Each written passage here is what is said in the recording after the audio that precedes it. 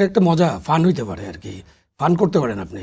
সচিবালয়ের এই আগে যে 54 বছর দেশটা চলেছে, মার্শালের মধ্যে চলেছে, গণতান্ত্রিক সরকারের মধ্যে চলছে, গণতন্ত্রের লেবাসদারি সরকারের মধ্যে চলছে, তো তাদের কোনো তখন তো পার্লামেন্টে আলোচনা হয়েছে যে সচিবালয় আমাদেরকে কোনো পাত্তা দেয় না এমপিরা, তারপর তো এরকম আইন করে তাদেরকে বিতরণ করার ব্যবস্থা আপনি করেননি।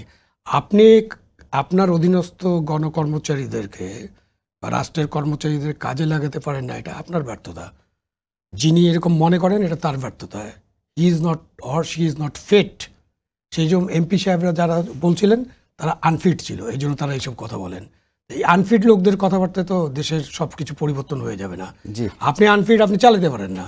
আপনার অধীনস্থ যে এখানে আমরা যে কাজ করতেছি এখন যদি আপনার ক্যামেরাম্যান, আপনার প্রডিউসার, আপনার যারা লাইটিংয়ের দায়িত্বে আছে তাদেরকে যদি আপনি চালাতে না পারেন, তাহলে এই টিভি স্টেশনে আপনার থাকার তো কোনো প্রয়োজন নেই। না, চালাতে পারা এবং তারা কথা না শোনা, দুটো কথা না শুনলে তো ব্যবস্থা, কথা না শুনলে ব্যবস্থা আছে, ওই ব্যবস্থা যান যেটা গণতান্ত্রিক পদ্ধতি আছে, যেসব স্বীকৃত পদ্ধতি আছে এটাতে যান।